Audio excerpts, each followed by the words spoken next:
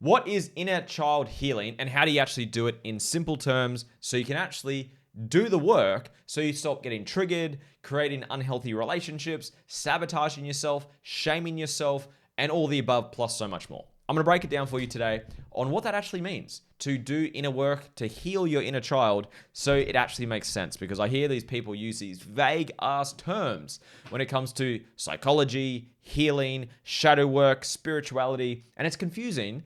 So I like to break things down so it's simple, okay? So I'm going to share with you guys the 5 bodies today, the 5 different bodies to heal through. I'll share with you which ones I'd recommend focusing on, what modalities there are out there to heal, and I'm going to give you my 3 tips when looking for a coach or a therapist or a healer so you know which ones to move forward with so you can start healing yourself. So I'm actually going to share my screen today. So if you're not watching the video version of this training or this podcast, go to YouTube. I think it's on Spotify as well, but YouTube or Spotify, I think, has the video for it for you. So first and foremost, what is inner work? It's a good question. So here's a very big definition, then I'll give you a simple one afterwards.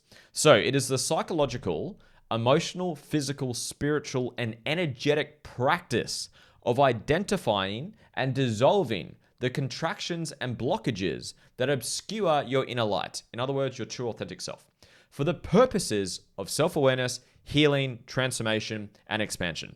Again, that's a big mouthful. I want to keep it simple. So here's a simple version. This is my definition of trauma, of inner healing, I should say. It is to dissolve and heal the wounds and blockages that are masking your true self. That's my definition of what inner work is. Dissolving and healing, you could also say integrating the wounds and blockages that are masking your true self. That's my definition of inner work. So, on my screen, if you're not watching the video, I have a photo of the statue of David. So it's a naked man on your screen right now. Now, there's a very famous quote that goes along with this statue. Now, I actually have this in my book. I wrote a book, if you're not aware. And I actually have this quote in my book. And when doing the research, apparently there is no historical evidence of Michelangelo ever saying this quote. There you go. But here's the quote. So Michelangelo said, I just put a timer on for some reason. There we go. So Michelangelo, when asked how he made such a beautiful statue, he said, "It was easy. David was always in the statue. I just chipped away anything that wasn't him." Listen to that again. I absolutely love it. David was always in the statue. I just chipped away anything that wasn't him. Remember, dissolving, healing, and integrating the parts of you that aren't you, the wounds and blockages that are masking your fullness. Essentially, we want to remove the parts of you that aren't you to allow the full expression of your true self, your authentic self. That's what inner work is all about. This is what inner child work, inner healing is all about. So I want to talk to you about the 5 bodies. So this is a concept that I put together because I love healing. I love integration. It's my favorite topic to talk about. And this really shifted my views on trauma, healing, integration, all the above. So there are 5 quote bodies or planes that you want to address in your inner healing journey. Let's begin. So first and foremost, there is the mental body. This is what most people think about when they think of trauma, they think of integration. It's memories, it's your conscious mind, your unconscious mind, beliefs, perceptions, all the above. Second is the physical body. This is somatics. If you've ever heard the issues are in the tissues, or you've ever heard of somatic work, that's what the physical body is. Then we have the emotional body. This is our nervous system and any suppressed emotions. As humans in society, we don't always feel safe and appropriate to feel our emotions. So we suppress them, and then it creates a dysregulated nervous system. So you want to close off the loop of unclosed loop of emotions, essentially. The 4th body is the spiritual body. This is where we get into plant medicines, when you get into ayahuasca ceremonies, shamanism, ceremonial practices, working with the plant medicines. Really awesome. 5th is the energetic body. This is when you're working with the chakra centers, sound healing, Reiki healing, quantum healing, energy healing. You're working with the flow of energy. Now, I'll finish this off, then I'll tell you which ones I focus on. So if we do all of these, this is holistic healing. We reveal your essence. We reveal your true soul, your statue of David. And that's what inner work is all about. That's what inner work is from all angles. So from what I've seen, every tool, modality, technique, when it comes to doing inner work, would fall into one or multiple of these bodies. So I'm just going to share a couple of like different techniques there are out there. There's heaps. In my book, I think I have like 50 different techniques that I share because there's so many, because I didn't realize when I started my journey all the different ways you can, quote, do inner work. So this is the mental body. So for the mental body, you can do the ego dissolving process. That's one of my processes. I actually have it on YouTube for free if you want to go do it. Type in Lewis Huckstep limiting beliefs. My process is there for free. My balancing process, that's my trauma process. We've got timeline therapy, hypnotherapy, traditional therapy, DeMartini facilitation, CBT, which is cognitive behavioral therapy, meditation, Psych K, holographics, IFS, which is internal family systems. There's many other ones out there as well that you could tap into. We've got the physical body. So this is somatics again. You could do yoga. You could do exercise, dancing, movement, qigong, body work, kahuna massages. I've had a kahuna massage. They are absolutely beautiful. I've done yoga, exercise, dancing, all the above. So kahuna massages are beautiful. It's a Hawaiian style massage. It's really beautiful. And a perfect example of this is I dislocated my right knee 6 times in my life. Rugby league, I used to play rugby league. So I dislocated it a fair few times, injured it a few times. And I was receiving a kahuna massage, and it's a very intimate massage. There's like, you're literally butt naked. You've got a towel covering your private parts, and the person's just using oil, and they're connecting and they're breathing. It's like an emotional, physical massage. And this woman, she's doing the massage, and she goes towards my knee, and my knee starts to shake. My whole body starts to shake. And she's like, "What happened to your knee?" I'm like, "Oh, well, I happened to dislocate it 6 times in my life." She's like, "What's the feeling that's present here?" I'm like, "Oh, fear, anxiety." Because it was pain. I was fearful of it happening again, right? And she said, can you feel it? Can you breathe into that now? I said, yeah, of course. So I started breathing, started shaking, and I just started feeling all this emotion that was stored in my soma, in my body. By the way, soma means body. And it was beautiful. I like shake and I was moving, I was crying. It was beautiful. And then the resistance and pain of it went away. How good's that? So for anyone, it's like, when people like when you're standing, if someone comes behind you and like kicks your knees out and you kind of buckle forward, I used to hate that because someone did that to me and it dislocated my knee. So I don't like it, of course. And before I did the kahuna massage, whenever someone would walk behind me, I'd be like nervous of them hitting my knee. So I was thinking about it. It was fear, it was trauma. I was trying to protect myself from it, right? And then after I did the kahuna massage, I stopped worrying about it. I stopped creating this resistance, which is just past hurt creating future fear.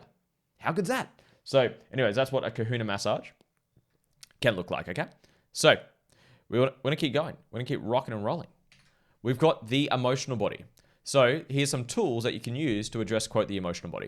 You can use my ego dissolving process, my balancing process. Breath work is fantastic. EFT or tapping, emotional release techniques, rage release, meditations, holographics, and many, many, many, many more. When you're working with the emotional body, people's nervous systems, suppressed emotions. You want to close off the loop of any suppressed emotions. I love these two bodies. Mental and emotional, my favorite two. You've got the spiritual body.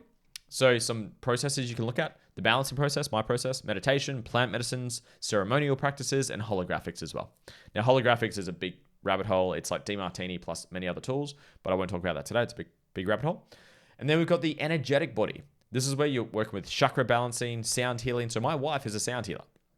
We do at our events sound sessions on top of other techniques. I'll share a cool quote in a moment. We got breath work, crystal healing, meridian tapping, aura cleansing, Reiki healing, and meditations. And again, there's many more out there. This is not a complete list. You probably, if you're into the healing world, you probably know some techniques that I could add into this list, right? This is not a complete list. I just want to make that very, very clear. So, what tools do you want to start doing inner work with to do inner child healing and work on yourself? It depends what body needs to be addressed the most. In my biased opinion, I've tried over 25 techniques as a client. I've been trained in 9. So I have 9 certifications in different modalities: NLP, timeline therapy, hypnotherapy, DeMartini, breath work, and other ones as well. And the ones I biasly suggest is limiting beliefs with emotional release. That's my ego dissolving process. Trauma, which is perceptions and emotions as well. That's my balancing process. And then emotional blocks. So that's where meditation, sound healing, and things like that to move your emotional home. Okay. If anyone has done Dr. Joe Dispenza's work before, he says, thinking is the language of the mind. Emotions are the language of the body. You got the thinking, feeling loop. So if you think negative thoughts, you feel negative emotions. If you feel negative emotions, you think negative thoughts, and you can go the other way as well. You think positive thoughts, you feel positive emotions, and so forth. So it's top-down, bottom-up approach, if you've heard of that term.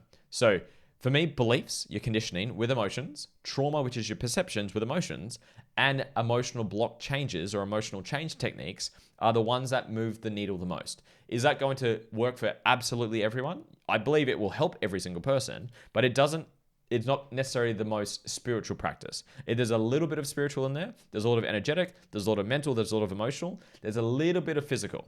Will it be as spiritual as an ayahuasca ceremony? Absolutely not.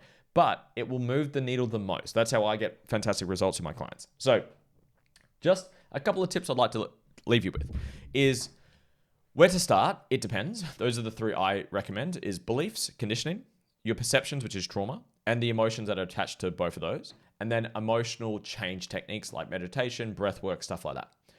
Then the next question is, where do you get started? Or who do you work with? So there's many healers, coaches, therapists, people that you can work with out there to help you with your journey. This is just 3 questions or frameworks that I would suggest when looking to work with someone. Number 1 is the person that you're working with makes you feel safe. If you're doing any inner healing work, it's going to require a level of safety. Now, it also requires a level of courage because some people could say, well, I just never feel safe with anyone to do any work, right?